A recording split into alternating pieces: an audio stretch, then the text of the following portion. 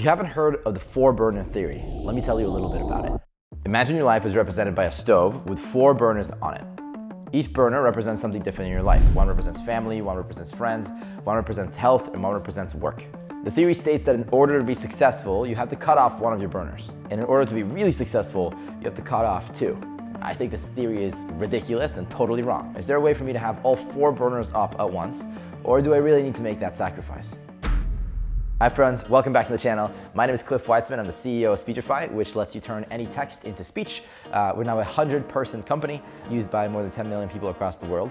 And in this channel, we talk about my views about entrepreneurship, values, habits, and how to live the good life. The 4-burner theory is pretty intense, but it's not impossible to figure out or solve.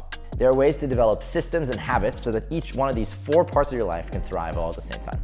But before we go any further, I'd really appreciate it if you click the subscribe button below, hit a like, leave a comment. It lets me know that you're getting value out of the content, and it lets other people like you find the content as well. And with that, let's dive in.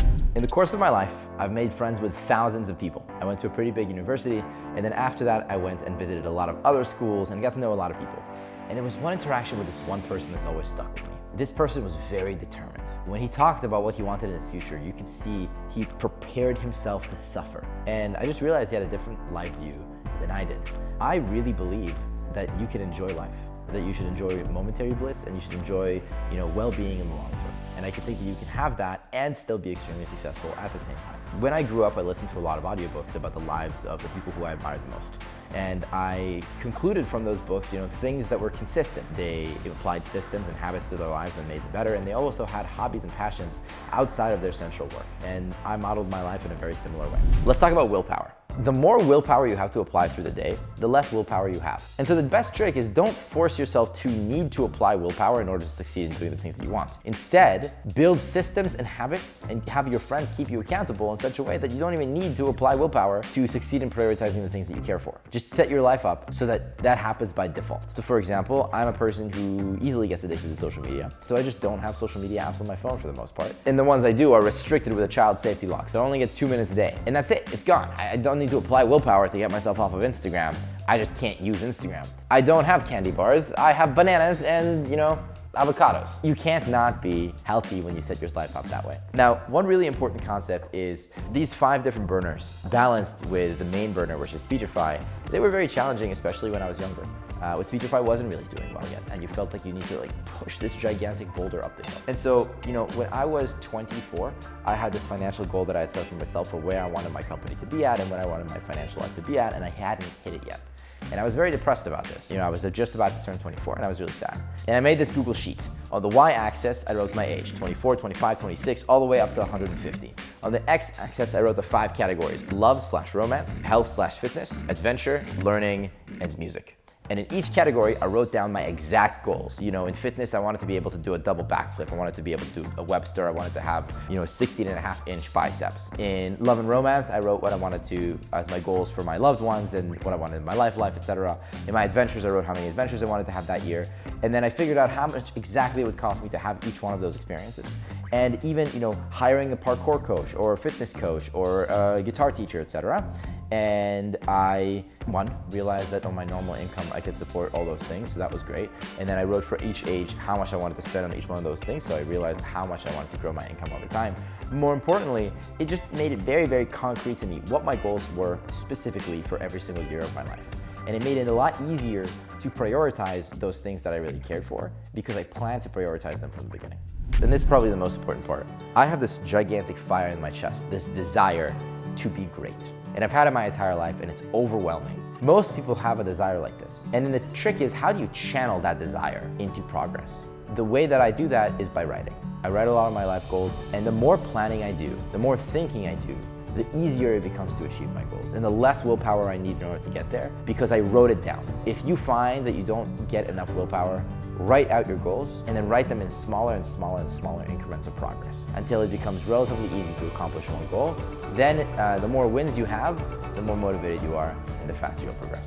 So I have 5 pillars: spending time on love, fitness, adventure, learning, and music. Each one has habits that allow me to focus on it while I still do all the work building Speechify. And so I'm going to go over these habits with you. The first one is spending time on love. I think love is the most important thing in life, and the more you give of it, the more you have to give. For me, I think the relationships are exponential. So the closest relationships you have, for example, with your families, are exponentially more valuable than those with close friends. And those with close friends are exponentially more important than those with friends and those with acquaintances, etc. I live with my brother and my sister, even though I'm 27 years old. And I live with a bunch of my best friends. We all live in a house together. And that closeness is one of the best things about my life. I talk to my parents most days on the phone, and I have 4 younger siblings, and siblings who I don't live with, I generally talk to on the phone several times a week. I finish most conversations with my friends with I love you, and I send I love you over text message and appreciation to other people constantly, multiple times a day. And it's one of the things that gives me the most energy in my life. It's not very difficult to prioritize spending time on love.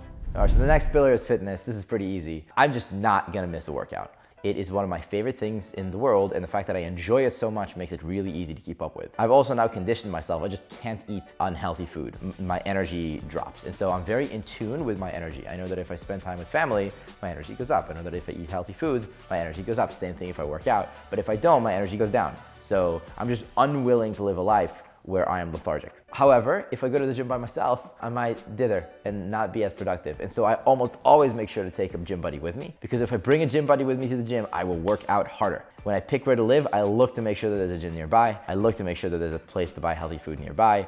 It's less so habits and systems in this case, it's more so prioritization. Okay, next one, learning. I listen to about 100 books a year. I've done that for the last 15 years, and listening to audiobooks is one of my favorite things in the world. So you'll see the common thread as I just enjoy all these things so much, I'm not willing to give up on them. The nice thing is I wake up in the morning and the first thing that happens is my AirPods go in my ears, I brush my teeth, and I listen to my book at 3x speed. I eat breakfast, I'm still listening. I'm walking to class or driving to a meeting, I'm still listening. I listen in the in-between times. The main bulk of my day is me working on my computer actively on Speechify, but all the in-between time I'm learning. I prioritize the time with my family, typically that's phone calls, and living with the people. I am just not gonna miss a time in the gym, and the audiobooks are in between time. So again, I'm not really taking any time away from Speechify from any one of these categories. The next one is adventure. Adventure is a little bit more challenging, and typically this is like weekend trips, or I just make sure that I go on a good trip every quarter. When I was younger, I decided that I would do one international trip per year that I paid for, and one that I got sponsored by some other organization. And I was really good at making these things happen. As I've gotten older, I've wanted to increase these numbers of trips. And so the best trick that I found is to make a lot of friends who are also good at organizing trips. So I'll organize like 1 or 2 trips per year, and they'll organize the rest. Also, once you start getting good at facilitating events like this, you've done it once, you've done it twice, you've done it 3 times, it's easy to recreate the experience. And 5th is music. One of my goals is I want to have a song that I write on the top 100 charts. I've written songs for a long time. However, this is a goal that I have not prioritized as much as I would like to. I think there will come a point in my life where there is a season for music, and I'll start spending a lot more of my time writing. And even now, I just actually wrote a song about my experience with dyslexia for Speechify, so that's something I'm very excited for. That is one pillar, one burner, that I'm putting on the back burner for now, because I'd like to make sure that I solve dyslexia before I do the music stuff, just because to make it big in music, you have to dedicate a lot of time. It's not something that you can do as a part-time thing, and so it'll come, but not yet. So write out your Google Doc with your age, figure out what your 5 categories are that you really want to care for, write down the exact goals that you have for those goals, and then figure out how to make your life easy for you to prioritize the things that you most care about. And as you're writing, if you want to read back your goals to yourself, I highly recommend downloading Speechify. It changed my life, it can change yours too. Check it out in the link below. You can download it for iOS, Android, Google Chrome. And hey, if you found this useful, please share it with a friend. Click the like button below, subscribe, leave a comment, send a link to a friend. Check out the rest of the videos on the channel. It helps other people like you find this content, and it lets us know that you appreciate it. And as always, happy listening.